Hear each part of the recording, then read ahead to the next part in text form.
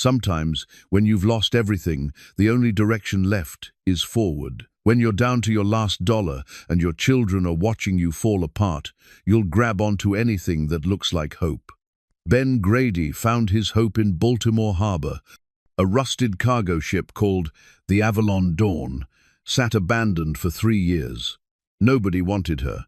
She was free to anyone who could tow her away. Ben used his last $300 to claim her. He thought he was buying scrap metal. His neighbors thought he'd lost his mind.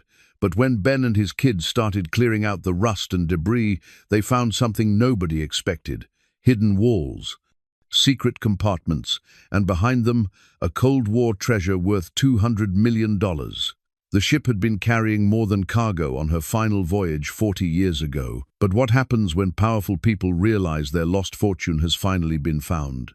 Before we jump back in, tell us where you're tuning in from, and if this story touches you, make sure you're subscribed, because tomorrow I've saved something extra special for you.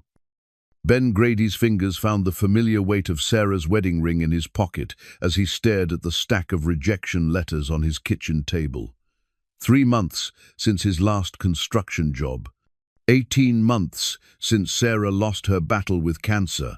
The ring had become his anchor, something solid to hold when everything else felt like it was slipping away. "Dad, there's no milk for cereal." Emma's voice carried the careful tone she'd adopted since her mother died, too mature for 12, too worried about adding to his burden. "I'll get some today, sweetheart." The lie came easier now. He'd mastered the art of sounding confident while his world crumbled. The refrigerator hummed its empty song, and the bills on the counter seemed to multiply when he wasn't looking. Jake appeared in the doorway, still in his pajamas, hair sticking up in directions that defied physics. At 8, he hadn't learned to hide his disappointment yet. "You said that yesterday." Ben pulled both children close, breathing in the scent of their shampoo, the generic brand from the dollar store. But it still smelled like home. "How about we make it an adventure? We'll walk to Mrs. Chen's corner store, and maybe she'll let you pick out something special." Emma met his eyes over Jake's head. She knew they couldn't afford anything special, but she nodded anyway. His daughter had become his partner in this delicate dance of maintaining hope while reality pressed against their windows like a storm. The apartment felt smaller every day: 2 bedrooms, 1 bathroom, and a kitchen that belonged in a dollhouse. When Sarah was alive, they'd made it work. Her laughter had filled the corners, her cooking had made the small space feel abundant. Now the walls seemed to lean inward, reminding him of everything he couldn't provide. Ben had built houses for other families for 15 years, houses with backyards and guest rooms and pantries full of food. He'd taken pride in creating spaces where people could build their dreams. Now he couldn't even keep the lights on in this cramped apartment. The construction business had collapsed like a house of cards when Sarah got sick. He'd turned down jobs to be with her during treatments, spent their savings on experimental therapies insurance wouldn't cover. When she died, the clients had moved on to other contractors, and the economy had shifted. Nobody wanted to hire a middle-aged carpenter whose hands shook when he thought too hard about the future. Mrs. Chen greeted them with the warmth she reserved for people who needed it most. Her corner store was a refuge in their neighborhood of struggling families and forgotten dreams. She always managed to find reasons to give the children small gifts: a piece of candy that was about to expire, a comic book someone had returned. "Mr. Ben, you look tired." Her observation came wrapped in concern, not judgment. "Just thinking too much, Mrs. Chen." He watched Jake examine the candy selection with the serious consideration of a sommelier choosing wine. Thinking never put food on table. Doing puts food on table. She handed Emma a carton of milk without waiting for payment. "You pay me when you can. No hurry." The kindness nearly broke him. He'd grown up believing that men provided for their families, that fathers were supposed to be rocks their children could depend on. Now he was accepting charity from a 70-year-old woman who worked 16-hour days in a store that barely stayed afloat. Walking home, Jake's hand in his, Emma carrying the milk like a precious gift, Ben felt the weight of their trust. They believed in him completely, absolutely, without question. They looked at him and saw strength, competence, safety. The responsibility was crushing and motivating in equal measure. Back in the apartment, Ben spread the morning newspaper across the table while the children ate their cereal. The job listings had become a daily ritual of disappointment, but he read them anyway. Construction worker needed must-have own tools. His tools had been sold 3 months ago. Experienced foreman references required. His references came from a business that no longer existed. Then he saw it. A small notice tucked between an ad for used furniture and a plea for aluminum can donations. Abandoned vessel, the Avalon Dawn, free to qualified applicant, willing to assume towing and disposal costs. Contact Harbor Authority. Ben read it 3 times. Ships weren't given away. There had to be a catch, some hidden cost that would surface once he made contact. But the word free pulled at something deep in his chest. Free meant possibility. Free meant a chance. What's that, Dad? Emma had inherited Sarah's ability to read his expressions. Maybe nothing, maybe something. He folded the paper, tucking the notice where he could find it later. Finish your breakfast. I need to make some phone calls. The Harbor Authority office smelled like diesel fuel and disappointment. The clerk, a weathered man named Rodriguez, who looked like he'd rather be anywhere else, barely looked up when Ben approached the counter. I'm here about the ship, the Avalon Dawn. Rodriguez's head snapped up. You're the first person to ask about her in 6 months. You know what you're getting into? Tell me. She's been sitting in slip 47 for 3 years. Previous owner died. No next of kin. No one wants to pay for disposal. She's yours if you can prove you've got the means to tow her and either scrap her or make her seaworthy. Rodriguez slid a form across the counter. Filing fee is $300. Ben's heart sank. $300 might as well have been $3,000. It was every penny he had left, the money he'd been saving for next month's rent. Can I see her first? Rodriguez shrugged. Slip 47, don't fall in the water. City won't pay to fish you out. The walk to the harbor took 20 minutes. Ben's neighborhood gave way to industrial buildings and empty lots, places where Baltimore showed its rust and abandonment. The harbor itself stretched out like a graveyard of maritime dreams. Some slips held working vessels, fishing boats, small cargo haulers, the occasional pleasure craft. Others contained forgotten hulks that would never sail again. Slip 47 sat at the far end, where the harbor curved away from the main shipping channels. Ben saw her before he saw the number. The Avalon Dawn rose from the water like a ghost ship, her hull streaked with rust and neglect.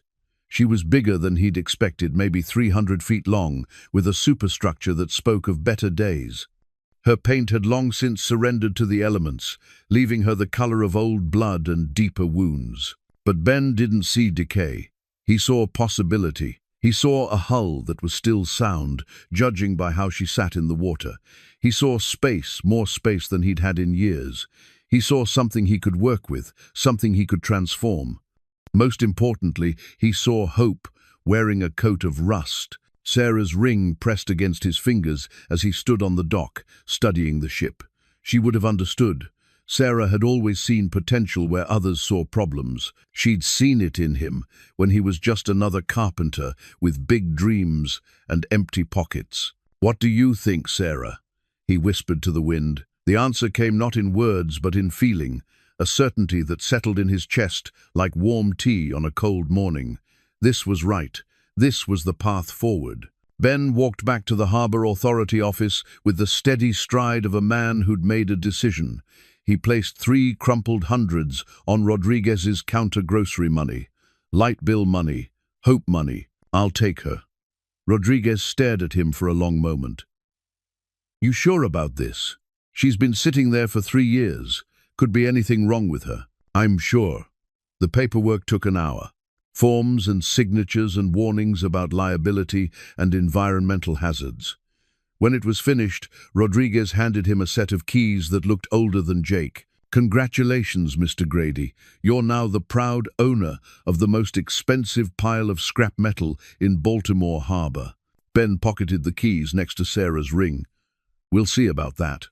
Walking home, he felt lighter than he had in months. Emma and Jake would be excited. They loved adventures, even if this one came wrapped in rust and uncertainty. Tomorrow, they'd go see their ship. Tomorrow, they'd start building something new from something everyone else had given up on. Sometimes the most broken things carried the greatest treasures. He was about to find out just how true that could be. The morning sun cast long shadows across Baltimore Harbor as Ben led Emma and Jake down the weathered dock towards Slip 47. The children's excitement was infectious. They chatted about pirates and treasure maps and living on a boat like characters in their adventure books. "There she is," Ben said, stopping at the edge of the pier. The Avalon Dawn looked even more imposing in daylight. Her rust-streaked hull rose nearly 3 stories above the waterline, and her superstructure stretched back like a small city of metal and memories. Emma whistled low, a habit she'd picked up from her mother. "She's huge," Jake breathed, his 8-year-old imagination already transforming the derelict vessel into something magnificent. Ben studied the ship with a contractor's eye. The hull showed surface rust, but no obvious holes or structural damage. The deck was littered with debris and puddles of rainwater, but the bones underneath looked solid.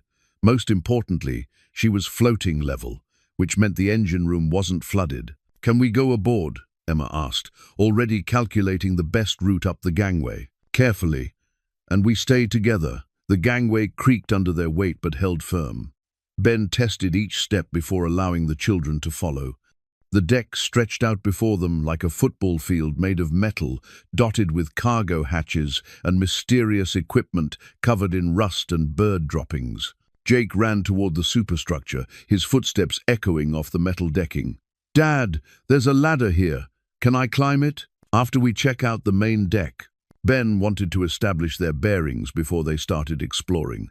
The ship was a maze of passages and compartments, easy to get lost in.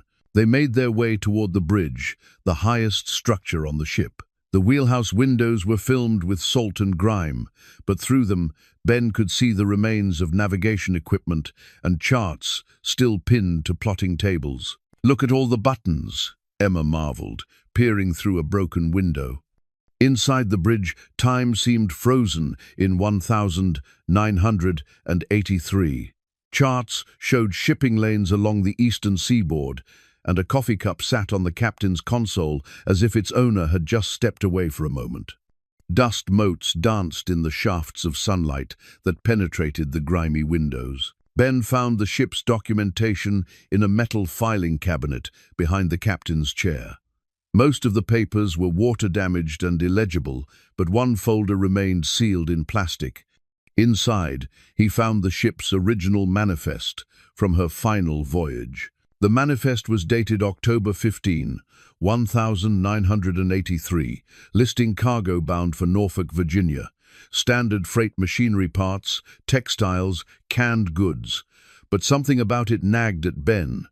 The handwriting was different in several places, as if entries had been made by different people at different times. "Dad, come look at this," Emma called from the chart table. She'd found a navigation chart with the ship's final route marked in red ink.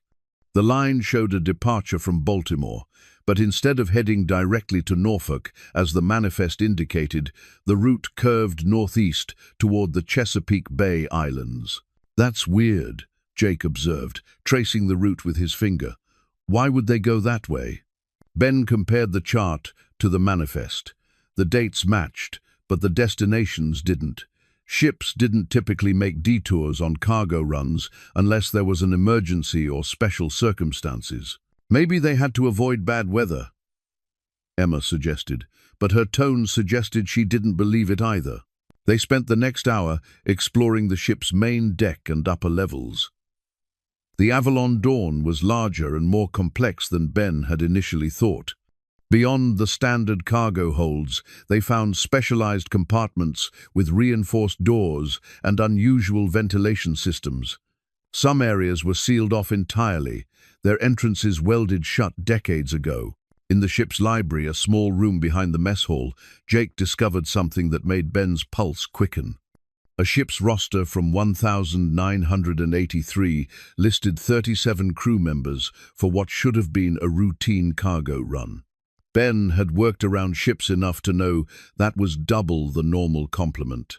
Why would they need so many people just to carry cargo? Emma asked, reading over his shoulder. Ben didn't have an answer, but the pieces of a puzzle were starting to form in his mind. The unusual route, the oversized crew, the sealed compartments, none of it fit with a standard commercial voyage. They made their way below deck, where the ship's true size became apparent. Corridor after corridor stretched into darkness, lined with doors leading to crew quarters, storage rooms, and machinery spaces. The air smelled of rust and diesel fuel, and something else, something that reminded Ben of old secrets. In the crew's mess hall, they found evidence that people had left in a hurry. Plates and cups sat on tables, as if a meal had been interrupted. Personal items, a deck of cards, a paperback novel, a coffee mug with "World's Best Dad" printed on the side, remained where their owners had left them 40 years ago. "It's like everyone just disappeared," Jake whispered, his voice echoing in the empty space. Ben was beginning to think that might be exactly what happened. They were heading back toward the main deck when Emma noticed something odd about one of the corridor walls. The paint was a slightly different shade, and when she pressed against it, it gave slightly under pressure. "Dad, I think this is fake." Ben examined the wall more closely. The metal paneling was definitely newer than the surrounding structure, and it had been painted to match but not quite perfectly. More telling, it was held in place with screws rather than welded seams. "Stand back," he told the children. Using a multi-tool from his pocket, Ben removed the screws holding the panel in place. It came away easily, revealing a narrow space behind the false wall. Inside, wrapped in oiled cloth, was a leather-bound logbook. The cover was embossed with gold lettering, "Captain's Personal Log, E.J. Morrison, Master." Ben opened it carefully, mindful that the pages might be fragile after 40 years. The entries were written in a careful hand, starting with routine navigation notes and weather observations. But as Ben read further, the tone changed. References to special cargo and classified protocols appeared with increasing frequency. One entry, dated October 10, 1983, made Ben's hands shake. Received sealed orders from Norfolk Station. Previous manifest superseded. New cargo requires Level 7 security protocols. Crew briefed on need-to-know basis only. God help us all if this goes wrong. Ben looked up to find Emma and Jake watching him intently. The excitement in their eyes had been replaced by something more serious, the recognition that they'd stumbled onto something bigger than a simple abandoned ship. "What does it say?" Emma asked quietly. Ben closed the logbook, his mind racing. The Avalon Dawn wasn't just an old cargo ship. She was something else entirely, something that had been carrying secrets along with her manifest cargo. And those secrets had been important enough to justify unusual routes, oversized crews, and sealed orders. "I think," Ben said slowly, "we need to learn a lot more about this ship before we go any further." As they made their way back to the main deck, Ben noticed something he'd missed on their arrival. A sedan with tinted windows sat in the harbor parking lot, positioned where its occupants could observe the Avalon Dawn. When Ben looked directly at it, the car's engine started, and it pulled away. Someone else was interested in their ship, someone who might not appreciate Ben and his children poking around in 40-year-old secrets. But as Ben helped Emma and Jake down the gangway, he felt something he hadn't experienced in months, the thrill of discovery. The Avalon Dawn was more than just a chance at a fresh start. She was a mystery waiting to be solved, and Ben Grady had always been good at solving puzzles. The question was whether he'd be able to solve this one before it solved him. Ben spent that evening reading Captain Morrison's log by lamplight, while Emma and Jake slept. The entries painted a picture of a man caught between duty and conscience, carrying cargo he wasn't supposed to understand, but clearly did. October 12, 1000. 983. The passenger came aboard at 300 hours, diplomatic passport, but his hands shake like a man who's seen too much. Whatever he's carrying in those sealed cases, it's worth more than my ship and crew combined. October 13, 1983. Changed course per sealed orders. We're not going to Norfolk anymore. New destination classified, but I've been sailing these waters for 20 years. We're heading for the deep channels near Tangier Island. October 14, 1983. Passenger spent all day in his cabin with those cases. I can hear him talking, sounds like he's recording something. The crew is getting nervous. So am I. The final entry was dated October 15, 1983, the day the ship was supposed to arrive in Norfolk, according to the original manifest. October 15, 1983. Everything's gone wrong. Radio intercepts suggest we're being followed. Passenger insists on implementing contingency protocols. I've sealed the special cargo per his instructions. If something happens to us, maybe someone will find this record and understand we were just following orders. The passenger's name is Kozlov. God, have mercy on us all. Ben closed the log and rubbed his tired eyes. Dmitry Kozlov, the name meant nothing to him, but it had clearly meant everything to Captain Morrison. A diplomatic passenger with sealed cases and contingency protocols, a ship that changed course to avoid someone or something, and cargo that had been sealed away so thoroughly that 40 years later it remained hidden. The next morning, Ben took the logbook to the Enoch Pratt Free Library in downtown Baltimore. If he was going to understand what they'd found, he needed research help. The librarian at the reference desk was a woman in her 50s with silver hair and intelligent eyes behind wire-rimmed glasses. Her nameplate read, Ruth Martinez. I'm trying to research a ship, Ben explained, placing the logbook carefully on her desk. She was active in 1983, but I think there might be more to her story than the official records show. Ruth examined the logbook with the reverence of someone who understood the value of primary sources. This is authentic, 1980s materials. Where did you find it? On the ship. I recently acquired the Avalon Dawn. Ruth's eyebrows rose. You're the one who claimed her? I heard someone finally took that old ghost. You know about the ship. I've lived in Baltimore all my life. The harbor doesn't keep many secrets from people who pay attention. Ruth opened the logbook to the first page. What exactly are you hoping to find? Ben told her about the inconsistencies in the manifest, the unusual crew size, and the mysterious passenger named Kozlov. Ruth listened with the focused attention of a professional researcher. Let me see what I can dig up. Cold War-era shipping records can be tricky. A lot of information was classified or deliberately obscured. She led him to a computer terminal, but sometimes the truth has a way of surfacing. While Ruth worked her digital magic, Ben found himself in the children's section, where Emma and Jake were supposed to be reading quietly. Instead, they'd found a book about famous shipwrecks and were comparing them to their own vessel. Dad, look at this one, Jake said, pointing to a picture of a ship covered in rust. It looks just like ours, but they found treasure on it. Maybe we'll find treasure too, Emma added, but her tone was more thoughtful than excited. At 12, she was old enough to understand that real life rarely matched storybook adventures. Ruth called Ben back to the reference desk an hour later. She'd assembled a small stack of printed articles and photocopied documents. Your Dmitry Kozlov was quite the interesting character, she said, spreading the papers across the desk. Soviet diplomat, posted to the embassy in Washington from 1981 to 1983. According to State Department records, he requested asylum in October 1983. Ben felt a chill run down his spine. Asylum? It gets more interesting. 3 days after his asylum request, there was a security incident at the Soviet embassy. Someone had removed classified materials. Kozlov disappeared the same night. Ruth showed him a newspaper clipping from the Washington Post, dated October 16, 1983.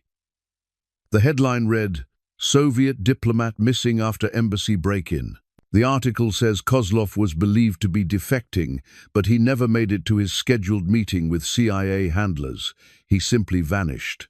Ruth pointed to a sidebar story. There was also a report of an abandoned ship found drifting in Chesapeake Bay around the same time, but the connection was never made public. Ben's hands were trembling as he read the article. The timeline matched Captain Morrison's log entries perfectly. Kozlov had boarded the Avalon Dawn on October 12, and by October 16, both he and the ship had disappeared from official records. "What happened to the ship?" Ben asked. According to maritime records, she was found by the Coast Guard and towed to Baltimore Harbor. The official report listed her as abandoned with no crew aboard. She was eventually sold for scrap, but... Ruth paused, checking another document. But there's no record of her actually being scrapped. She just sat in various slips for 40 years, until you claimed her. And Kozlov? Never found, presumed dead, though his body was never recovered. Ruth gathered the papers into a neat stack. "Mr. Grady, if what you found is authentic, you may be holding the key to a 40-year-old mystery." Ben thought about the sealed compartments they'd discovered, the false walls, and the sense that the ship was holding on to secrets. What kind of classified materials would a Soviet diplomat have access to?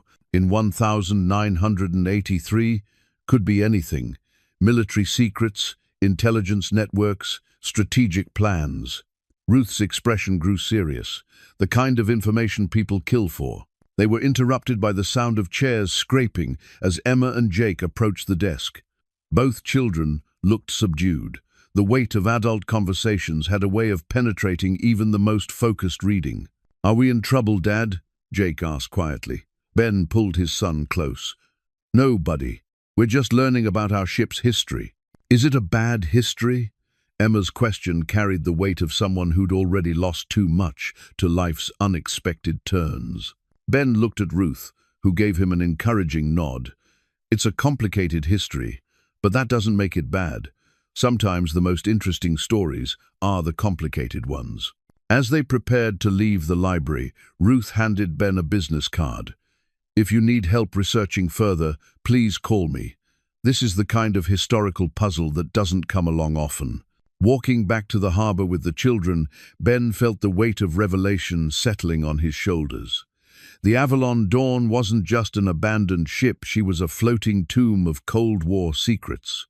And somewhere in her sealed compartments, she might still be carrying whatever Dmitry Kozlov had died protecting. But as they approached Slip 47, Ben noticed the same sedan from yesterday parked in a different spot. This time, when he looked directly at it, the driver didn't leave. Instead, the window rolled down slightly, and Ben caught a glimpse of sunglasses and a camera lens. Someone was definitely watching them, someone who knew exactly what the Avalon Dawn represented. Ben quickened his pace, ushering Emma and Jake toward the ship. Whatever secrets the vessel was carrying, they were valuable enough to attract attention after 40 years. And that meant Ben and his children were no longer just treasure hunters, they were potential targets. As they boarded the ship, Ben made a mental note to start carrying his old construction tools again. If they were going to continue exploring the Avalon Dawn's mysteries, they needed to be prepared for more than just rust and old documents. They needed to be prepared for the possibility that some secrets were worth killing to protect. Ben was stripping old paint from the ship's galley when his scraper hit something that didn't belong.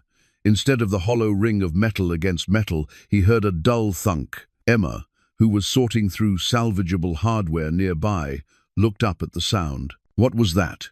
Ben ran his hands along the wall where he'd been working. The surface felt different here, slightly raised, as if something had been built into the structure. He called Jake over from where he was cataloging items they'd found. "Help me clear more paint from this section."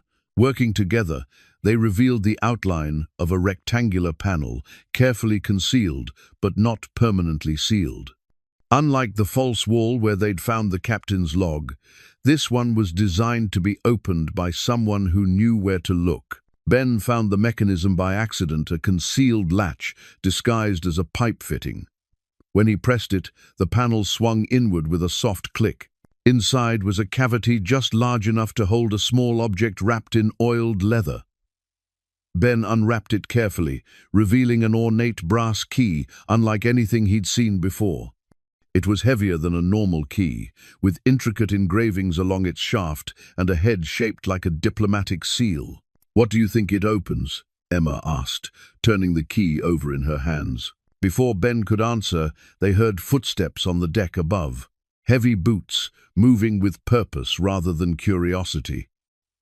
Ben motioned for the children to stay quiet and slipped the key into his pocket. "Hello? Anyone aboard?" The voice carried authority and a slight accent Ben couldn't place. Ben climbed the stairs to the main deck, leaving Emma and Jake in the galley.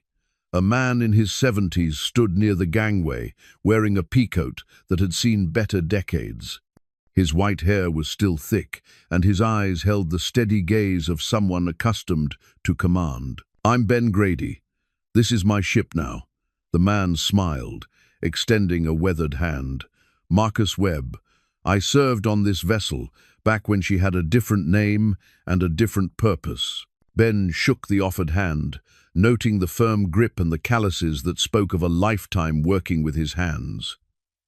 "Different name? She was the Meridian Star when I knew her. Navy auxiliary vessel, though that was never in the official records."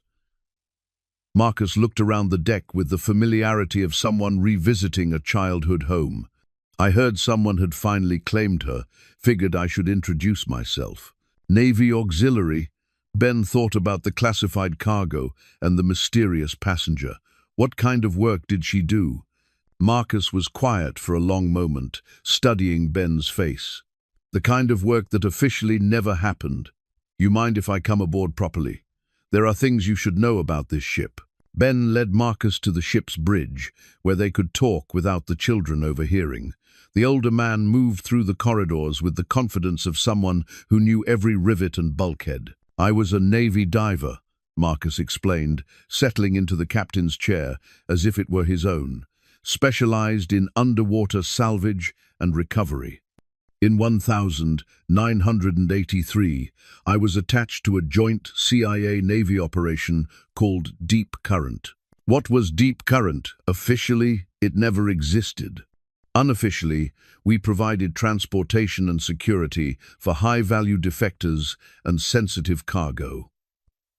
Marcus picked up one of the navigation charts, running his finger along the route marked in red ink. "The Meridian Star, your Avalon Dawn, was our primary asset." Ben felt the weight of the brass key in his pocket. "What happened in October 1983? Marcus's expression darkened. "We picked up a Soviet diplomat named Dmitry Kozlov. He was carrying intelligence that could have changed the balance of the Cold War if he'd lived long enough to deliver it. He died. The whole operation went sideways. Kozlov was supposed to be a simple extraction, but someone leaked the operation. We were intercepted by a Soviet submarine off Tangier Island." Marcus stood and walked to the window, looking out at the harbor.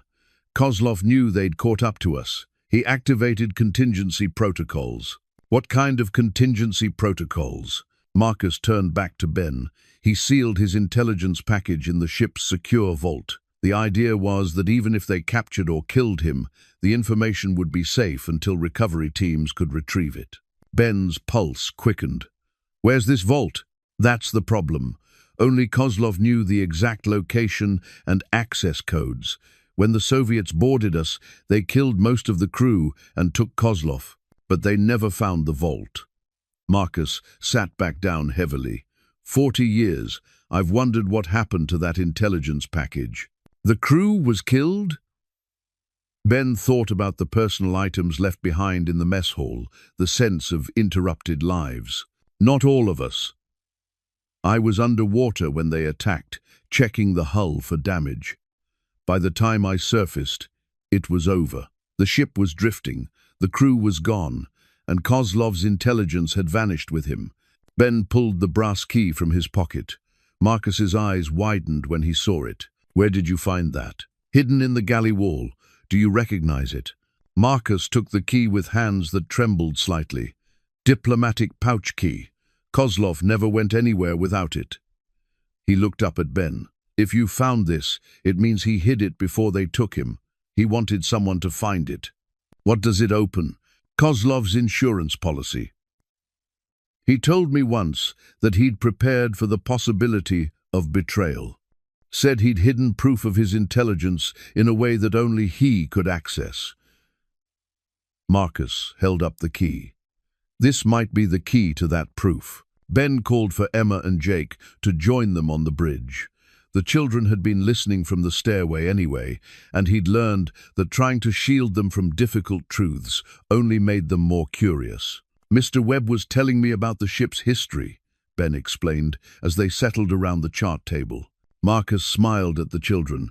"Your father's found something very important.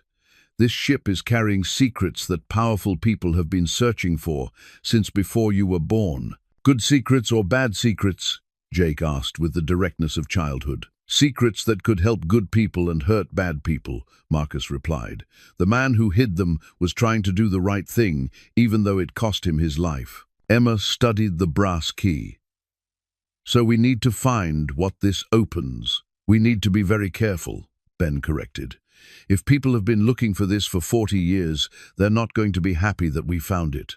Marcus nodded gravely. "There are folks who've built careers on keeping certain Cold War secrets buried. If word gets out that Kozlov's intelligence package still exists." "What kind of intelligence?" Ben asked. "Soviet spy networks, military plans, the locations of hidden assets. But more than that, Kozlov had evidence of American officials who were working for the Soviets. Names, dates, bank records." Marcus's voice dropped. "The kind of information that could destroy reputations and end careers, even 40 years later." Ben thought about the sedan that had been watching them, the sense of being observed. How would anyone know we found anything? The intelligence community is smaller than you'd think, and they have long memories, if you've been asking questions about Kozlov and the ship. Marcus shrugged. "Word travels." As if summoned by their conversation, the sound of multiple vehicles pulling into the harbor parking lot reached them through the bridge windows. Ben counted 4 black SUVs, positioning themselves where they could observe the ship. "Looks like word has traveled," Marcus said grimly. Ben gathered Emma and Jake close. The adventure they'd stumbled into was becoming more dangerous by the hour, and his children's safety had to come first. But as he looked at the brass key in Marcus's weathered hands, Ben realized they'd already crossed a line. They weren't just exploring an old ship anymore, they were the guardians of secrets that could reshape history. The question was whether they'd live long enough to decide what to do with them. The black SUVs maintained their vigil through the night. Ben had moved Emma and Jake to the ship's crew quarters, reasoning that if they were being watched, they might as well stay close to whatever secrets the Avalon Dawn was protecting. Marcus had volunteered to take the first watch, his Navy training still sharp, despite his 70-plus years. At dawn, Ben found Marcus in the radio room, hunched over a device that definitely hadn't been there the day before. It was compact and metallic, covered in dials and switches that belonged in a spy movie rather than an abandoned cargo ship. "Is that what I think it is?" Ben asked, recognizing the device from Marcus's description of Kozlov's equipment. "Encryption machine, Soviet era, but modified for NATO frequencies." Marcus looked up from the device with something approaching reverence. Kozlov was paranoid about communication security. "This beauty can decode just about anything from the early 1980s. "Where did you find it?" "Behind the radio console. There's a whole compartment back there, sealed with a combination lock." Marcus held up a piece of paper covered with numbers. "Took me 3 hours to crack it, but Kozlov was methodical. The combination was his daughter's birthday." Ben studied the encryption device. "His daughter's birthday? How do you know that?" Kozlov talked about her constantly during the voyage. Elena. She was 7 years old when he defected, living in Moscow with her grandmother. Marcus's expression softened. He carried her picture everywhere, talked about bringing her to America once his asylum was approved. What happened to her? I don't know. After the operation went bad, everyone involved was either killed or reassigned. The whole thing was classified so deep that most people convinced themselves it never happened. Emma and Jake appeared in the doorway, drawn by the sound of adult conversation and the mystery of new equipment. Jake immediately gravitated toward the encryption device, his 8-year-old fascination with buttons and switches in full display. "Can I touch it?" he asked. "Carefully," Marcus replied. "This machine holds the key to understanding everything Kozlov left behind." The device hummed to life when Marcus activated it. Numbers scrolled across a small display screen, and mechanical clicks filled the air as internal mechanisms aligned themselves. After several minutes, the machine settled into a steady rhythm. "It's searching for encrypted signals," Marcus explained. Kozlov programmed it to decode his personal communications protocols. Emma studied the paper with the combination numbers. If he used his daughter's birthday, maybe he used other personal information for other locks. "Smart girl," Marcus smiled. Kozlov was sentimental about family. His encryption keys were all tied to important dates and names. The machine suddenly stopped its searching pattern and emitted a sharp beep.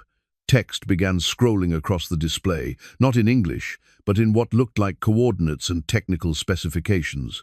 "What's it saying?" Ben asked. Marcus frowned at the screen. "It's pulling encrypted data from somewhere on the ship. There must be a transmitter hidden in the hull that's been broadcasting this signal for 40 years. Broadcasting to who? Good question."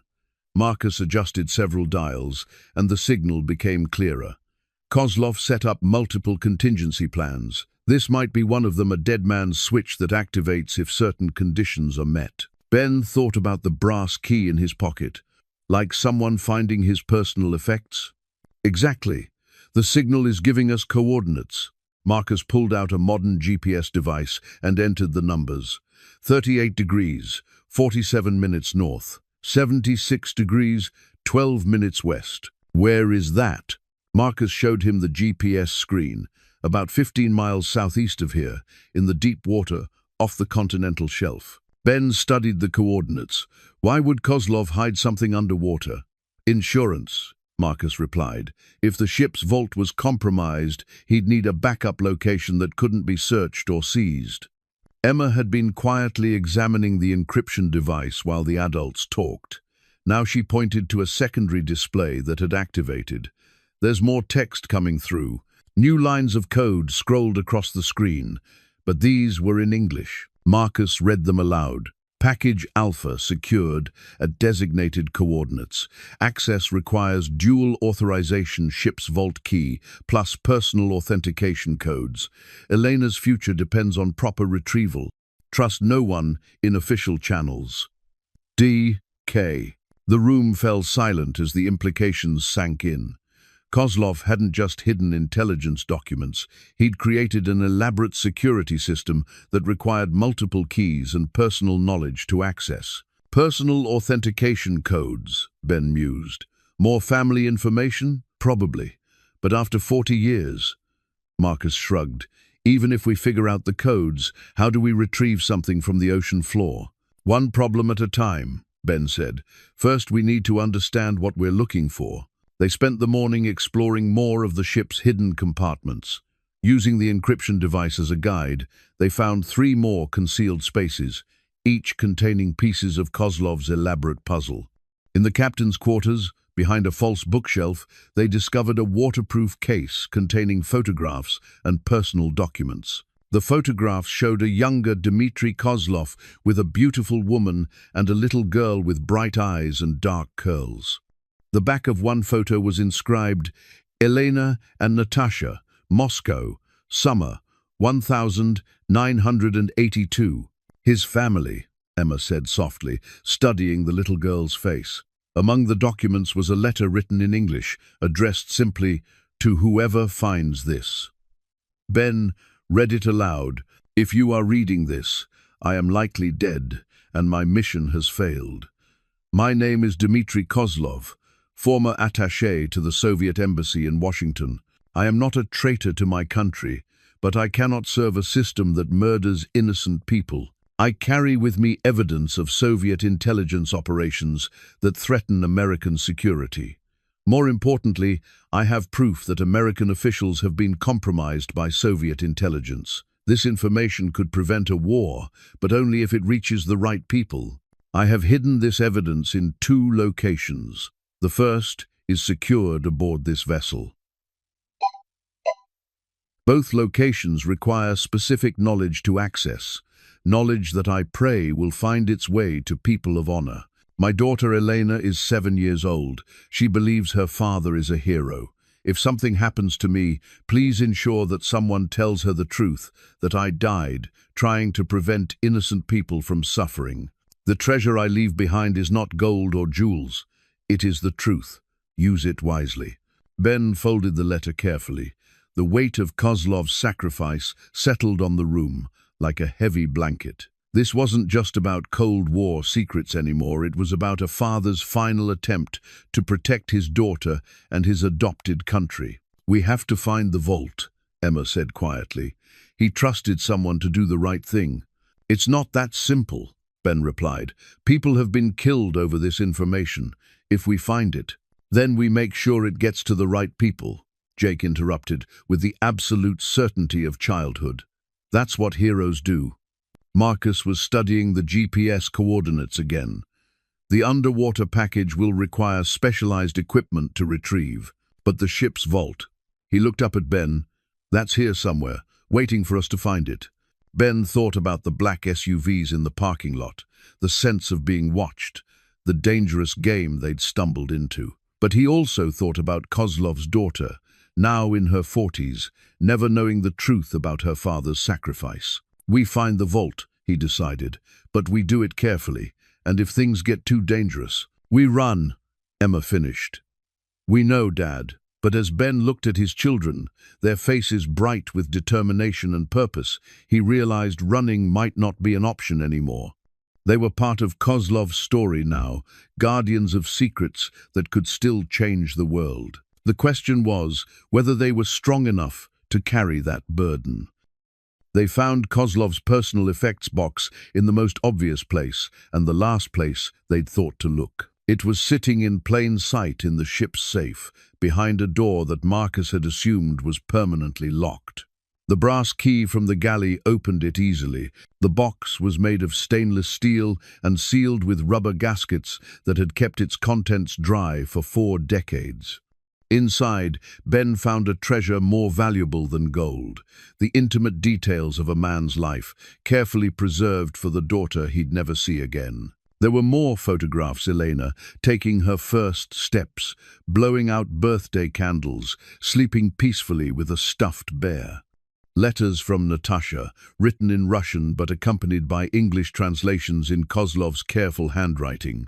And at the bottom, wrapped in silk, a confession that explained everything. Ben read the confession aloud, while Emma and Jake looked through the photographs. "My name is Dmitry Kozlov, and I am a traitor to no one but the corrupt system that spawned me. I write this knowing I may never see my beloved Elena again, but hoping that someday she will understand why her father had to choose between his family and his conscience. I was born in Stalingrad in 1945, in the ruins of a city that had seen too much death. My parents taught me that the Soviet Union represented hope for humanity. For 38 years, I believed that lie. In 1982, I was stationed in Washington as a cultural attaché. My real job was to manage a network of American assets, politicians, military officers, and intelligence officials who had been compromised by Soviet intelligence. I told myself I was serving peace, preventing the war that would destroy both our nations. Then I learned about Operation Nightfall. My handler in Moscow explained the plan with the casual brutality that characterized Soviet leadership. America's compromised officials would be activated simultaneously to sabotage their own defense systems. The goal wasn't victory, it was mutual destruction disguised as American incompetence. Millions would die. Elena would grow up in a world poisoned by radiation and hatred, if she grew up at all. I could not be part of genocide, even genocide committed in the name of ideological purity. I made my choice. The documents I carry contain the names of every American asset in our network, along with evidence of their activities and payment records. More importantly, they contain the complete Operation Nightfall timeline and target list. This information could save lives, but only if it reaches people with the courage to act on it. I pray that whoever finds this will understand the weight of what I have sacrificed. Tell Elena that her father loved her more than life itself. Tell her that he died believing in the possibility of a better world. The vault containing the primary evidence is located in the ship's engine room, behind the auxiliary fuel tank. The access code is Elena's full name and birth date in Russian, Yelena Viktorovna Kozlova 4,051,976. May God forgive us all. Dmitry Kozlov, October 15, 1983. Ben finished reading and looked up to find Emma wiping tears from her eyes. Jake had found a photograph of Elena at a playground and was staring at it with the intense focus he usually reserved for his action figures. She was just a little kid, Jake said quietly. Like us. Marcus had been silent through the reading, but now he stood and walked to the small porthole overlooking the harbor. The engine room vault. I should have thought of that. You knew about it? Ben asked. Suspected. During the attack, I saw Kozlov heading toward the engine room with those sealed cases. I assumed he was trying to hide, but... Marcus turned back to them. He was securing his insurance policy. Ben thought about the access code, Elena's full name and birth date in Russian. Even 40 years later, Kozlov had trusted that a father's love would be the key to unlocking the truth. We need to get to that vault, Emma said, carefully placing the photographs back in their protective sleeves. And we need to understand what we're walking into, Ben added. Marcus, you said there were American officials working for the Soviets. After 40 years, some of those people might still be alive. Marcus nodded grimly. And they've spent decades building careers, accumulating power, making themselves untouchable. If Kozlov's evidence surfaces now, they'll do anything to stop it, Ben finished. As if responding to their conversation, Ben's phone rang. The number was blocked, but something compelled him to answer. Mr. Grady. The voice was cultured, elderly, with the precise diction of someone accustomed to authority. My name is David Sterling. I believe we need to talk. Ben put the phone on speaker so the others could hear. About what? About the ship you've acquired. About the historical artifacts you may have discovered. About the safety of your children. The threat was delivered with the casual politeness of a man ordering coffee, which made it infinitely more chilling than any shouted intimidation would have been. I don't know what you're talking about, Ben replied, though his hands were shaking. Mr. Grady, I'm 80 years old. I don't have time for games. 40 years ago, I was a CIA handler working with a Soviet defector named Dmitry Kozlov. That operation was classified at the highest levels, and it remains classified today. Marcus had gone pale at the mention of Sterling's name. He scribbled a quick note and showed it to Ben. He's the one who betrayed Kozlov. What do you want?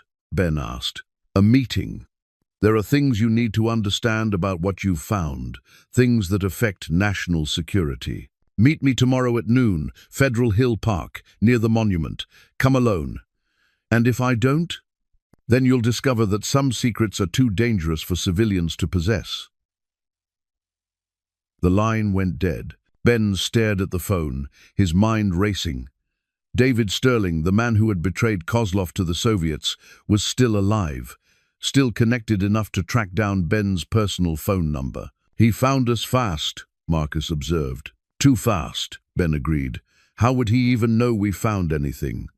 Emma had been examining the waterproof box more closely. Now she held up a small electronic device that had been hidden beneath the silk lining. Maybe because of this. The device was no bigger than a hearing aid, but it pulsed with a faint blue light. Marcus took it from Emma and examined it carefully. GPS tracker. Military grade, designed to activate when the container is opened. He looked up at Ben. The moment you opened this box, Sterling knew exactly where you were. Ben felt a chill that had nothing to do with the harbor breeze. They weren't just being watched, they were being tracked by technology. Kozlov had planted 40 years ago. The defector had anticipated that the wrong people might find his evidence first. It's a trap, Jake said with the clarity that sometimes came from 8-year-old logic. He wants Dad to come alone so he can hurt him. Not necessarily a trap, Marcus corrected, but definitely not a social call. Sterling has spent 40 years covering up his betrayal of Kozlov. If that evidence becomes public, his reputation, his legacy, maybe even his freedom, Ben finished. He has everything to lose. So, what do we do? Emma asked. Ben looked at his children, then at Marcus, then at the photographs of little Elena Kozlov scattered across the table. A 7-year-old girl whose father had died protecting secrets that could still matter 40 years later. We get to that vault, he decided. Tonight, before Sterling realizes we're not going to play by his rules. And then we find out what Dmitry Kozlov thought was worth dying for. As they prepared to venture into the ship's engine room, Ben couldn't shake the feeling that they were about to cross a line from which there would be no return. The black SUVs in the parking lot, Sterling's polite threats, the weight of 4 decades of buried secrets, all of it was converging on this moment. But when he looked at Elena's photograph, Ben knew they had no choice. Some promises transcended time and death, and Kozlov had trusted them to keep his. The engine room was a cathedral of rust and shadow, lit only by the flashlights Ben and Marcus carried. Emma and Jake had wanted to come, but Ben had insisted they stay in the bridge where they could watch for trouble. The auxiliary fuel tank loomed before them like a sleeping giant, its surface covered in 40 years of maritime grime. There, Marcus pointed to a section of the tank where the metal was slightly different in color. That panel's been welded back into place. Ben ran his hands along the edges. The welding was professional but hurried, done by someone who knew their way around a torch but was working under pressure. How do we get through it without damaging whatever's inside? Carefully, Marcus pulled out a small cutting torch from his tool bag. I came prepared. As Marcus worked to cut through the weld, Ben noticed something that made his blood run cold. Small electronic devices, no bigger than coins, were attached to various surfaces throughout the engine room. The blue LED lights were barely visible in the shadows, but once he knew what to look for, he could see them everywhere. Marcus, stop cutting. What's wrong? Ben pointed to the nearest device. We're not alone down here. Marcus examined the electronic device with growing alarm. Surveillance equipment, high-end stuff, recently installed. He checked his watch. These weren't here when I did my initial sweep yesterday, which means someone's been on the ship while we slept. They found 12 devices total, strategically placed to monitor every possible approach to the vault. But what chilled Ben most was the realization that whoever planted them had known exactly where to look. They hadn't just been watching the ship, they'd been watching Ben's team discover Kozlov's clues. Sterling, Marcus said grimly. He's been tracking our progress from the beginning. Ben thought about the phone call, the casual way Sterling had mentioned meeting tomorrow. He wanted us to find the vault. This is all part of some larger plan. They climbed back to the bridge where Emma and Jake were maintaining their watch. The children had spread Kozlov's photographs across the chart table, studying them with the intensity of junior detectives. Dad, look at this, Emma said, holding up one of the photos. Elena's not alone in this picture. Ben examined the photograph more closely. It showed Elena at what appeared to be a birthday party, surrounded by other children and adults. But in the background, partially obscured by shadows, stood a man in a suit, watching the celebration. "The man in the background," Jake said, pointing to the figure. "He's in other pictures too." Emma spread out several more photographs. The same man appeared in at least 6 different images. Always in the background. Always watching. He was younger in the photos, maybe 40, with the build and bearing of someone accustomed to authority. Marcus took the photographs and studied them under a magnifying glass. His face went white. "That's David Sterling, 40 years younger, but it's definitely him." "He was watching Kozlov's family?" Ben asked. "More than that." Marcus set down the magnifying glass. "He was Elena's CIA protection detail. After Kozlov defected, Sterling was supposed to arrange for Elena and her grandmother to be extracted from Moscow. What happened? According to the official record, the extraction was compromised by Soviet security. Elena and her grandmother were arrested and disappeared into the Gulag system." Marcus's voice was heavy with old guilt. "We assumed they were dead." Emma had been studying another photograph while the adults talked. Now she held it up with excitement. "But look at this one. It's dated 1985, 2 years after the defection." The photograph showed Elena, now taller and older, standing beside an elderly woman in what appeared to be a modest apartment. On the back, someone had written in English, "Elena and Babushka, safe in new home." "They made it out," Ben breathed. "But how?" Marcus asked. "And why didn't Sterling report it?" Jake had found something else, a folded piece of paper tucked behind one of the photographs. Ben unfolded it carefully, revealing a handwritten note in English. "David, the girl and her grandmother are secure at the arranged location. Payment transferred as agreed. The Kozlov matter is now closed permanently. All evidence destroyed as requested. V." Ben read the note twice before its implications sank in. Sterling didn't just betray Kozlov to the Soviets. He was being paid by them. Marcus stared at the note in disbelief. Sterling was a double agent. He sold out Kozlov, pocketed Soviet money, and then reported Elena and her grandmother as dead to cover his tracks. "But they were alive," Emma added. "Someone else extracted them." "Kozlov must have arranged backup protection," Ben realized.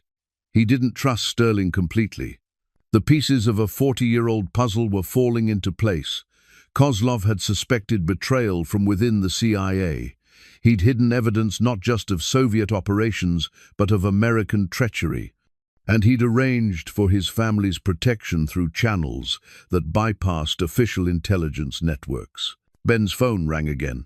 Sterling's number.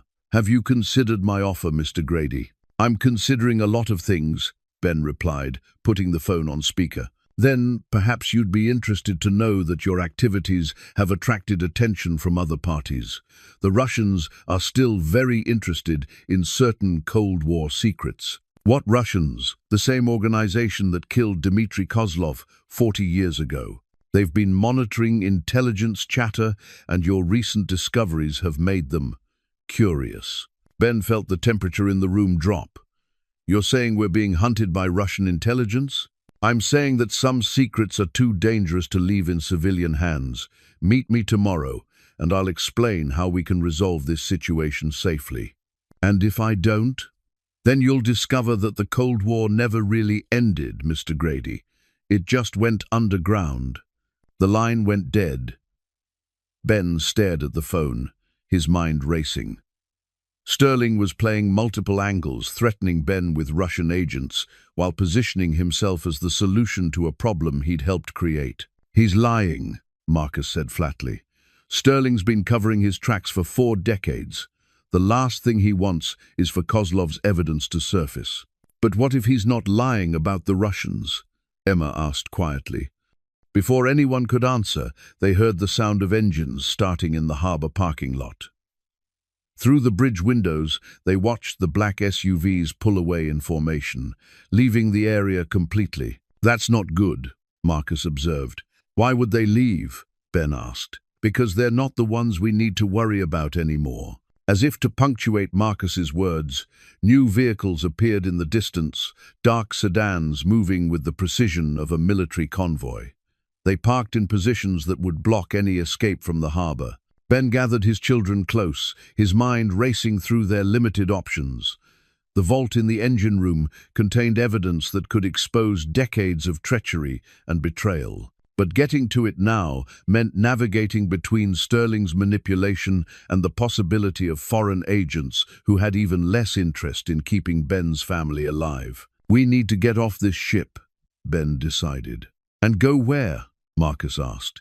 "Sterling knows where you live, where your children go to school, and if there really are Russian agents involved. Then we go public," Emma said suddenly. "We take everything to the newspapers, to the internet. Make it so public that nobody can cover it up anymore." Ben looked at his 12-year-old daughter with a mixture of pride and terror. She was right, but going public meant painting targets on their backs that would never disappear. "First, we get the evidence," he decided. "Then we figure out how to use it." As they prepared to return to the engine room, Ben realized that Sterling's phone call had accomplished exactly what it was intended to do. It had forced Ben to make a choice: trust the man who had betrayed Kozlov, or take the risk of exposing secrets that powerful people had killed to protect. But as Ben looked at the photographs of Elena Kozlov, a little girl whose father had died protecting the truth, he knew there was really no choice at all. Some promises were worth any risk to keep. The cutting torch's blue flame cast dancing shadows on the engine room walls as Marcus worked through the final inches of welded steel. Ben kept watch while Emma and Jake monitored the surveillance devices they'd found. The electronic bugs remained active, which meant someone was still listening to every sound they made. "Almost through," Marcus whispered, his voice barely audible over the torch's hiss. The metal panel came free with a dull clang that seemed to echo through the entire ship. Behind it lay a cavity lined with stainless steel, a vault designed to survive fire, flood, or time itself. At its center sat a waterproof case no bigger than a briefcase, sealed with a digital lock that still displayed a faint green light after 40 years. Ben approached the lock carefully. The display showed a cursor waiting for input, and below it, Cyrillic characters that spelled out what Marcus translated as "Enter Access Code." Yelena Viktorovna Kozlova 4,051,976, Ben typed, using the Roman alphabet to spell Elena's full Russian name and birth date. The lock's display flickered. For a moment, Ben thought he'd made an error. Then the green light turned blue, mechanical tumblers clicked into place, and the case opened with a soft hiss of equalizing pressure. Inside, arranged with almost religious precision, lay the evidence that Dmitry Kozlov had died protecting. Photographs of documents, microfilm reels, computer disks, and handwritten notes filled every inch of space. But what caught Ben's attention first was a manila envelope marked in English. "For Elena, the truth about your father." Ben opened the envelope and found a letter written in both Russian and English, along with a collection of personal items: Elena's first tooth, a lock of her hair, drawings she'd made for her father.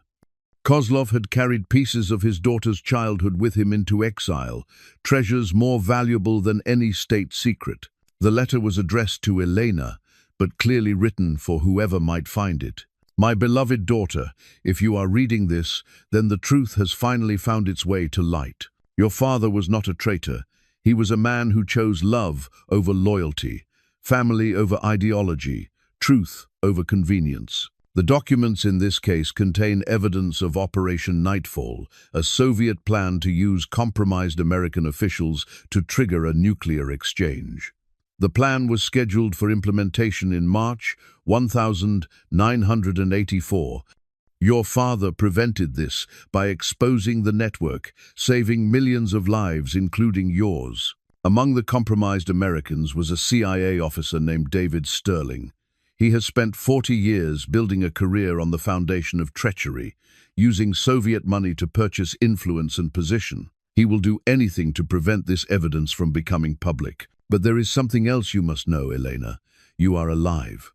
Despite what official records claim, your grandmother successfully extracted you from Moscow with help from honorable people in both governments. You have been living under a new identity, protected by those who understood that some secrets were worth keeping. Your father's final wish was that you live free from the shadows of his choices. But he also hoped that someday, when you were old enough to understand, you would know the truth about what he sacrificed for love. The evidence in this case belongs to history. What you do with it belongs to you. Ben looked up to find Emma and Jake reading over his shoulders, their faces solemn with the weight of Kozlov's story. 40 years later, a father's love still reached across time to protect his daughter. She's still alive, Emma whispered. Elena's alive somewhere. Marcus was examining the rest of the case's contents. Financial records, communication intercepts, photographs of meetings between Sterling and Soviet handlers. This is enough to destroy careers and rewrite Cold War history. And enough to get us killed, Ben added grimly. They were interrupted by the sound of footsteps on the deck above, multiple people moving with military precision. Ben counted at least 6 different sets of boots, all converging on the ship's superstructure. "They're here," Jake whispered unnecessarily. Ben quickly gathered the most critical documents from the case, while Marcus pocketed the microfilm reels. They couldn't carry everything, but they could preserve the essential evidence. "The service tunnel," Marcus said, pointing to a narrow passage that led from the engine room to the ship's hull. "It exits near the waterline. If we can reach it." They heard voices, now American accents mixed with something else, commands given in English and another language Ben didn't recognize. Sterling had brought reinforcements, and they weren't all domestic. Moving as quietly as possible, Ben led his children through the service tunnel, while Marcus brought up the rear. The passage was barely wide enough for an adult, lined with pipes and cables that caught at their clothes and equipment. Behind them, they heard the engine room door being forced open. Flashlight beams swept through the space they'd just vacated, and angry voices echoed off the metal walls. "The vault's been opened," someone called in accented English. "Search everything," came Sterling's voice, calm and authoritative. "They can't have gone far." The tunnel exit led to a maintenance hatch just above the waterline. Ben helped Emma and Jake through first, then squeezed out himself. They found themselves on a narrow ledge that ran along the ship's hull, hidden from view by the dock's pilings. Marcus emerged last, carrying the waterproof case. "We need transportation," he whispered. "My truck is in the far parking lot, but they'll have it covered." Ben thought quickly. The harbor was surrounded by roads that would be easy to block, but there was another option. The water. "Do you still have diving gear?" "Not enough for all of us." "I don't need diving gear. I need a way to get my kids to safety while you preserve that evidence." Emma tugged at Ben's sleeve. "Dad, look." She was pointing toward the harbor entrance, where a small Coast Guard patrol boat was making its routine evening rounds. The boat was still several hundred yards away, but it represented something Sterling couldn't control: federal authority outside his influence. "If we can signal them," Ben began. "Sterling will claim national security," Marcus interrupted.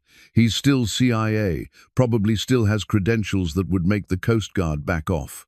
Not if we give them something he can't dismiss." Ben pulled out his phone and began typing a message to Ruth Martinez at the library. "Ruth has media contacts. If this story hits the news before Sterling can contain it." His phone buzzed with an incoming call. Ruth's number. "Ben, thank God. I've been trying to reach you for hours." Ruth's voice was tight with urgency. "I found Elena Kozlov." Ben's heart stopped. "You found her?" "She's been living in Baltimore for 30 years under the name Elena Victor. She works as a translator for the State Department, specializes in Russian documents." "Ben, she's been looking for information about her father her entire adult life." The implications hit Ben like a physical blow. Elena Kozlov was alive, living in the same city where her father had died, working for the same government that had buried his sacrifice. "Ruth, I need you to do something for me. Contact Elena Victor." Tell her that her father's evidence has been found. Tell her that David Sterling killed him for Soviet money. And tell her that we have proof. Ben, what's happening? You sound... Just do it, Ruth, and make sure the story gets out, no matter what happens to us. Ben ended the call and looked at his children. They were scared but determined, trusting him to find a way through the maze of danger and deception they'd stumbled into. From somewhere on the ship above, they heard Sterling's voice issuing orders. The search was expanding, and it was only a matter of time before their hiding place was discovered. But Ben had one more card to play. He pulled up his phone's camera and began recording. My name is Ben Grady, and I'm hiding on a ship in Baltimore Harbor with my 2 children. We've discovered evidence that CIA officer David Sterling betrayed a Soviet defector named Dmitry Kozlov in 1983. Sterling was paid by Soviet intelligence to expose Operation Nightfall, a plot that could have triggered nuclear war. Kozlov died protecting evidence of American officials working for the Soviets, including Sterling himself. He passed the phone to Emma, who continued the recording with the poise of someone twice her age. We're uploading this evidence to multiple news sources. If anything happens to our family, David Sterling is responsible. Jake took the phone next.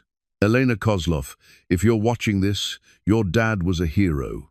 He saved millions of people, and he never stopped loving you.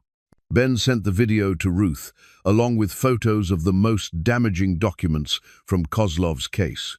Within minutes, the evidence would be beyond Sterling's ability to suppress. The Coast Guard patrol boat was close enough now that Ben could see the crew on deck. He helped Emma climb higher on the hull where she could be seen from the water, while Jake waved one of Marcus's emergency flares. The patrol boat's searchlight swung toward them, and Ben felt the first spark of hope he'd experienced in hours. Sterling might have influence, but he couldn't make a Coast Guard rescue disappear in front of witnesses. As the patrol boat changed course toward them, Ben heard Sterling's voice from the ship's deck above. Federal agents, stand down immediately. But the Coast Guard crew had already seen the children, and no amount of credentials would make them abandon a family in distress.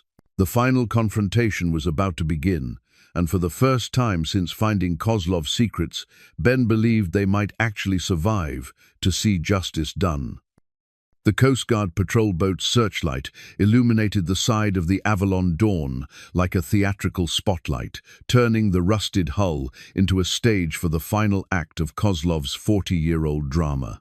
Ben helped Emma and Jake aboard the rescue vessel, while Marcus carefully transferred the waterproof case to the Coast Guard crew. "Sir, we received reports of a family in distress," the boat's captain said, a young woman whose nameplate read, Lieutenant Morrison. "Are you injured?" Before Ben could answer, David Sterling appeared on the ship's deck above them. Even in the harsh glare of the searchlight, he cut an impressive figure, tall, silver-haired, wearing a perfectly tailored suit that somehow looked elegant despite the maritime setting. "Lieutenant, I'm David Sterling, CIA Operations." He held up credentials that caught the light. "These individuals are in possession of classified materials vital to national security. I need them transferred to federal custody immediately." Lieutenant Morrison studied the credentials, then looked at Ben and his children. "Sir, I'll need to verify your identity and jurisdiction before—" "There's no time for bureaucratic protocol," Sterling interrupted. "Russian intelligence agents are en route to this location. These civilians are in immediate danger." Ben saw the doubt flickering in the lieutenant's eyes. Sterling's credentials looked authentic, his authority seemed unquestionable, and his concern for their safety appeared genuine.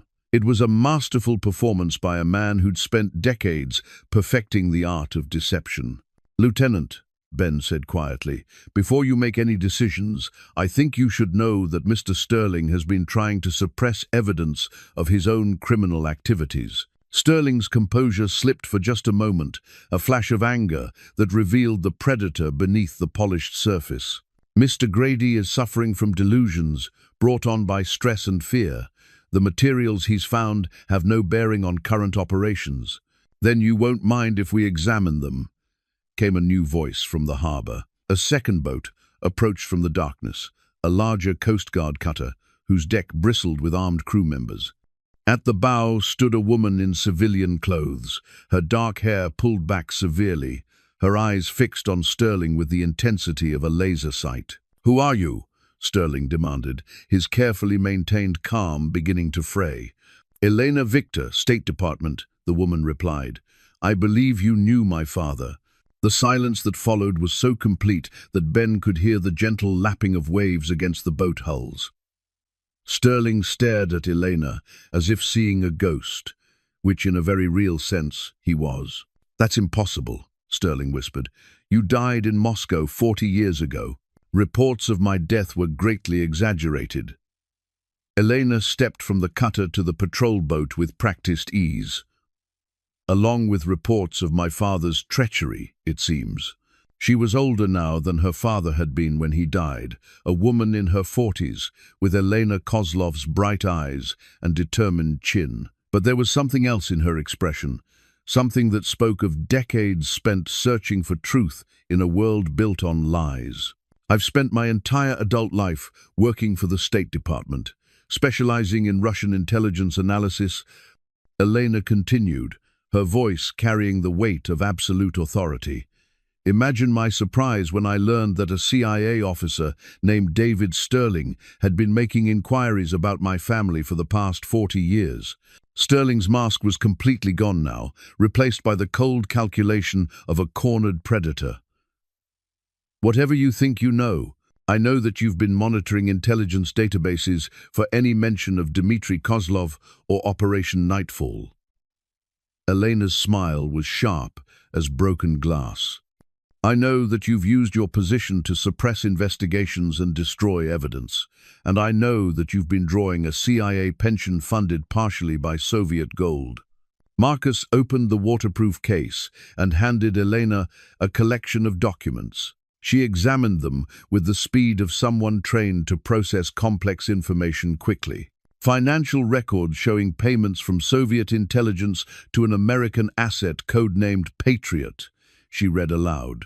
Communication intercepts proving that Patriot provided intelligence on CIA defector operations, and photographic evidence of meetings between Patriot and his Soviet handlers. She looked up at Sterling. "The man in these photographs is 40 years younger, but it's definitely you." Sterling's hand moved toward his jacket, and Ben saw the telltale bulge of a concealed weapon. But Elena was faster, producing her own pistol with the fluid motion of someone who'd trained for this moment her entire life. "I wouldn't," she advised calmly. "The Coast Guard has very strict policies about weapons in federal waters." Lieutenant Morrison had been following the confrontation with growing alarm.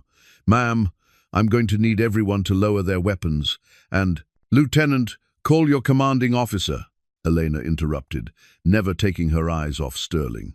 "Tell him that Operation Nightfall evidence has been recovered and that we have a confirmed Soviet asset in custody." Ben watched Sterling's face as the reality of his situation sank in. For 40 years, he'd managed to stay ahead of the consequences of his betrayal. He'd built a career, accumulated wealth, and constructed a legacy, all founded on Dmitry Kozlov's blood. Now that foundation was crumbling beneath him. "The audio recording," Marcus said suddenly, producing a small device from the waterproof case. "Kozlov made a final recording before they killed him." Elena took the device with hands that trembled slightly, the first crack in her professional composure. "My father's voice? His final message," Marcus confirmed. "He wanted you to hear it if anything happened to him." Elena activated the device, and suddenly the harbor was filled with the voice of a man who'd been dead for 40 years. Dmitry Kozlov spoke in accented but precise English, his words carrying across the water like a message from beyond the grave. "My beloved Elena, if you are hearing this, then someone has found the courage to seek the truth. I am recording this on October 15, 1983, knowing that I may not live to see another sunrise. I want you to know that everything I did for love. Love of you, love of your mother, love of the innocent people who would die if Operation Nightfall succeeded. I betrayed no one, except those who betrayed humanity itself. The man responsible for my death is CIA officer David Sterling. He was paid by Soviet intelligence to expose our operation and ensure that Operation Nightfall would proceed. Sterling will tell the world that I was a traitor, but the evidence in this case proves that he is the true traitor. Elena, my beautiful daughter, I pray that you have grown up strong and free, unburdened by the shadows of your father's choices. But if you are listening to this, then perhaps the time has come for the truth to finally emerge. I love you beyond words, beyond time, beyond death itself.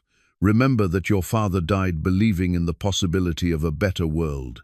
The recording ended, leaving the harbor in profound silence. Elena stood motionless, tears streaming down her face as she heard her father's voice for the first time in 40 years. Sterling used her moment of vulnerability to make his move, lunging toward the edge of the patrol boat. But Ben was ready for him. 40 years of construction work had left Ben with quick reflexes and strong hands, and he tackled Sterling before the older man could reach the water. They struggled briefly on the deck of the patrol boat, but Sterling was 80 years old, and Ben was desperate to protect his children. The fight ended quickly with Sterling pinned beneath Ben's weight, his perfectly tailored suit torn and his silver hair disheveled. "It's over," Ben said quietly. Kozlov won.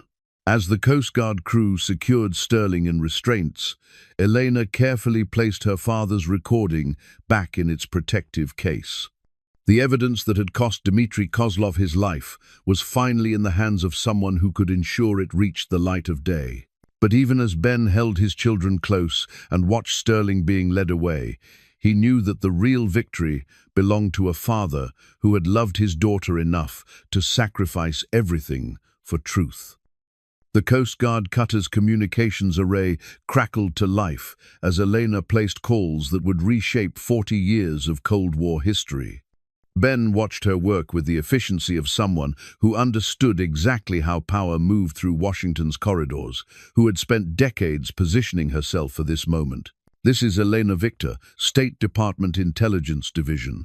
I need a secure line to the Director of National Intelligence. Authorization code Tango 77 Alpha." She paused, listening to the response.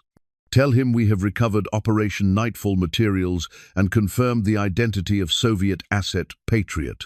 Sterling sat in Coast Guard restraints, his face a mask of resignation mixed with calculation. Even captured, he was clearly evaluating his options, considering which levers of influence he might still be able to pull. "You have no idea what you're interfering with," he said to Ben, his voice carrying the quiet menace of someone accustomed to being feared. Operation Nightfall was 40 years ago. The people involved are dead, the governments have changed, the world has moved on. "But you're still alive," Emma said with the devastating logic of childhood. "And you still took money to help bad people." Sterling's gaze shifted to Elena, who was coordinating with federal agencies through multiple encrypted channels. "You think you understand what your father was, but you don't. He was a fanatic who would have destabilized the entire Cold War balance. I prevented a catastrophe by taking Soviet gold and arranging his murder."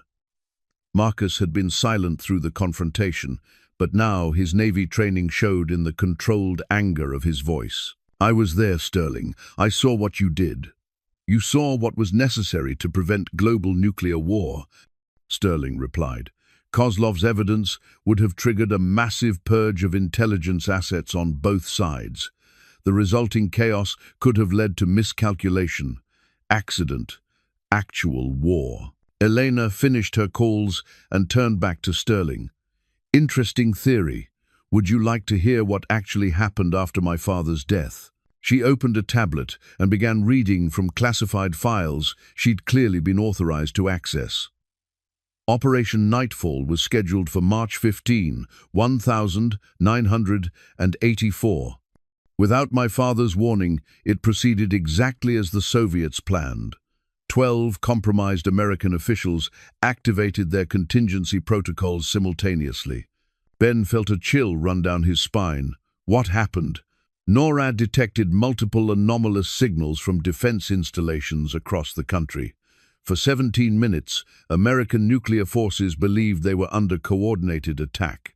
Launch authorization codes were actually entered into 2 missile silos before human operators realized the readings were false. Elena's voice remained clinical, but Ben could hear the emotion underneath. We came within 17 minutes of nuclear war because David Sterling chose Soviet money over his country's survival. That's impossible, Sterling protested. If Nightfall had been implemented, I would have known. You were arrested by Soviet intelligence 3 days after my father's death, Elena replied calmly. Apparently they decided you were too much of a liability to keep operational. You spent 18 months in a Moscow prison before being released in a prisoner exchange. Ben saw Sterling's composure crack completely. How do you know that? Because I've had access to both American and Russian intelligence files on Operation Nightfall for the past 5 years. The State Department has been investigating Cold War-era security breaches, and your name kept appearing in classified documents. Elena's smile was cold as winter steel. We've been building a case against you for years. We just needed proof. Marcus was studying Sterling with the focused attention of someone reassessing everything he thought he knew. You said the Soviets killed Kozlov, but if they arrested you 3 days later, they killed him to tie up loose ends, Elena finished.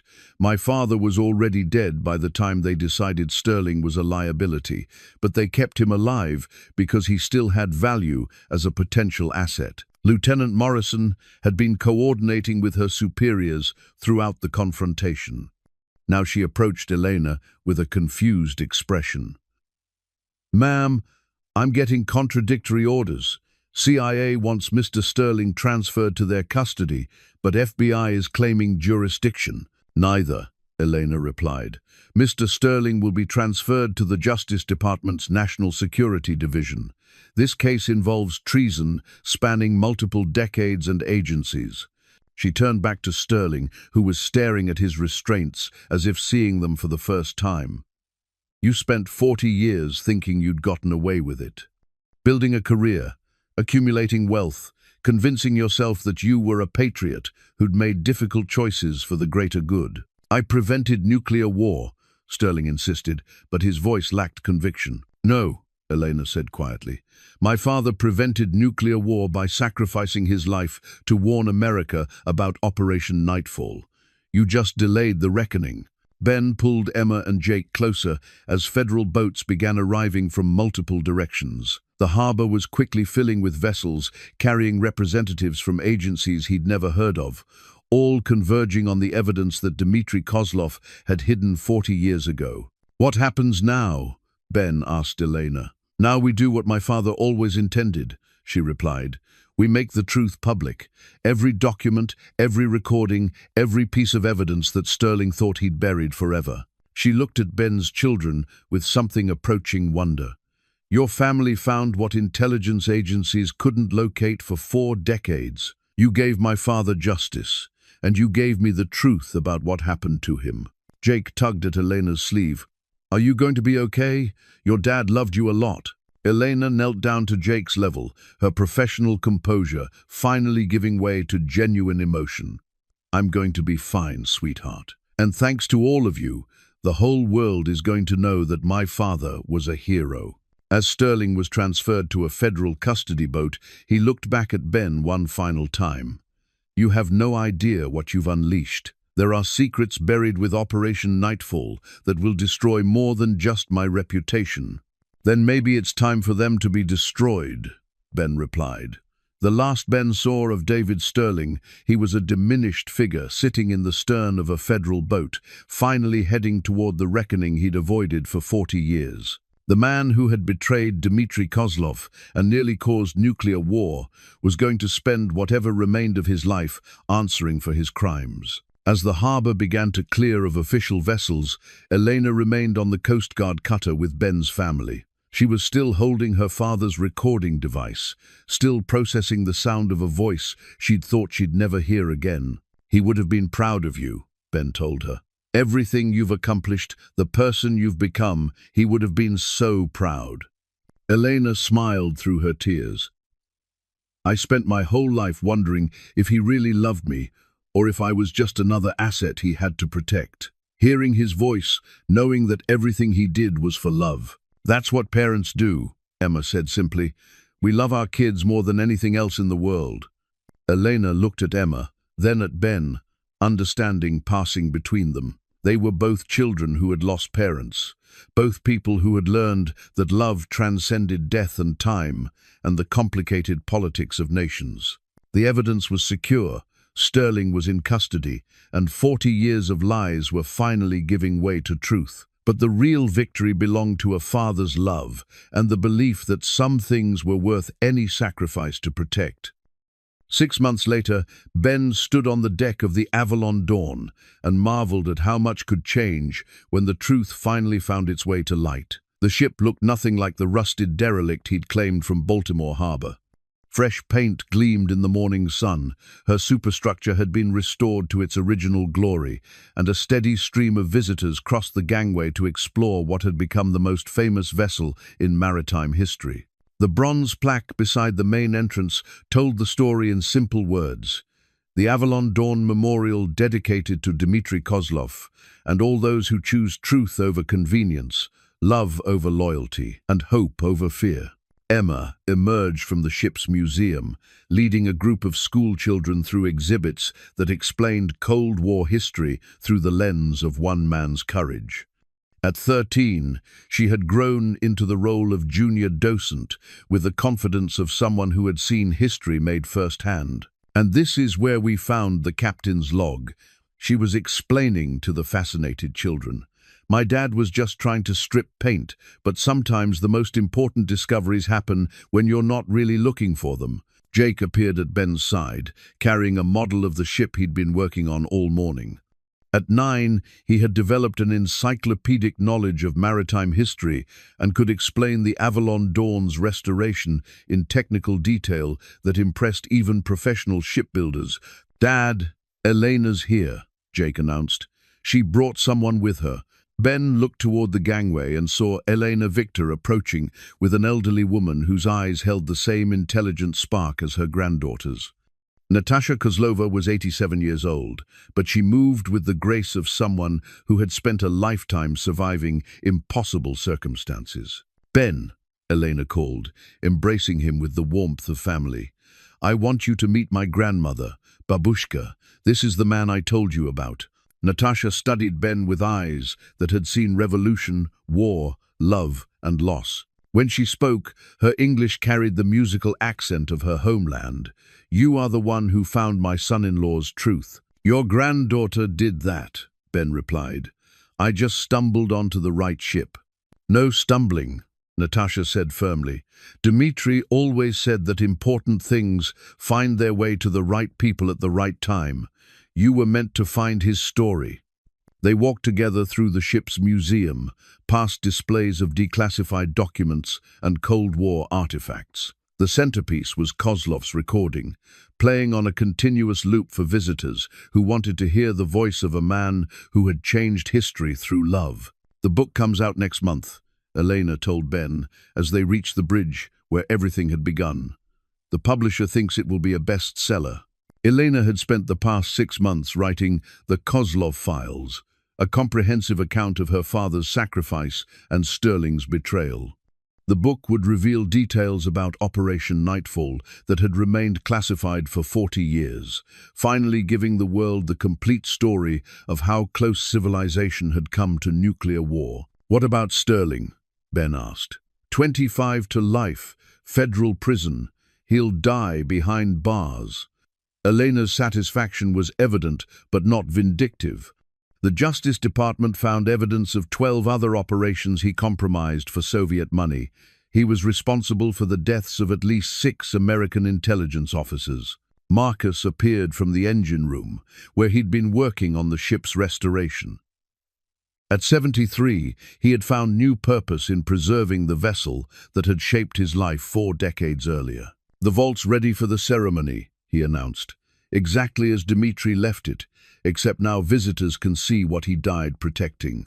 Tomorrow would mark the first anniversary of the Avalon Dawn's transformation from abandoned derelict to memorial.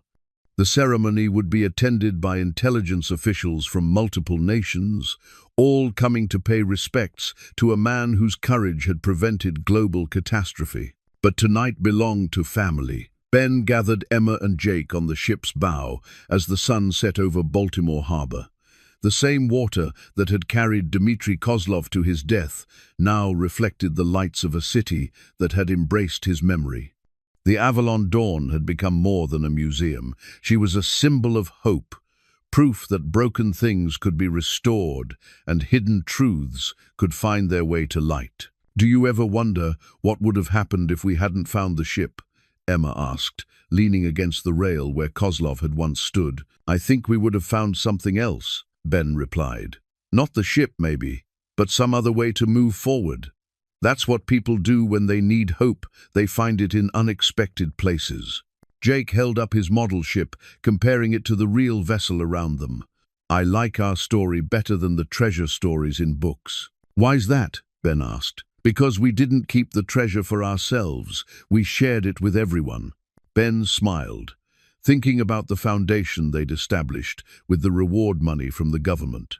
The Kozlov Foundation provided scholarships for refugee children, supporting the education of young people whose families had fled persecution, just as Elena's had 40 years ago. Elena and Natasha joined them at the bow, 3 generations of women connected by love and loss and the long journey toward truth. Natasha pulled out a small photograph, the same image of 7-year-old Elena that her father had carried into exile. "He never stopped believing he would see you again," Natasha told Elena. "Even at the end, even when he knew they were coming for him, he believed that love was stronger than death." As the harbor lights reflected off the water and the city settled into evening quiet, Ben thought about the strange journey that had brought them all together. He'd claimed an abandoned ship hoping to find scrap metal, and instead, he'd found a story that proved some things were too important to remain buried. Sarah's wedding ring was still in his pocket, but it no longer felt like a weight pulling him backward. Now, it felt like a reminder that love endured, that the choices people made for their families echoed across time and touched lives they would never know. The Avalon Dawn had given Ben and his children purpose, but more than that, she had given them proof that broken things could be made whole again.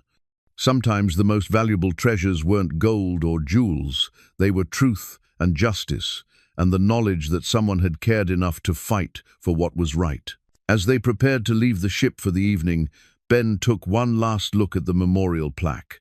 Dmitri Kozlov's name was engraved in bronze that would outlast all of them, a permanent reminder that ordinary people could change the world through extraordinary love. The Avalon Dawn had kept her secrets for 40 years, waiting for the right family to find them.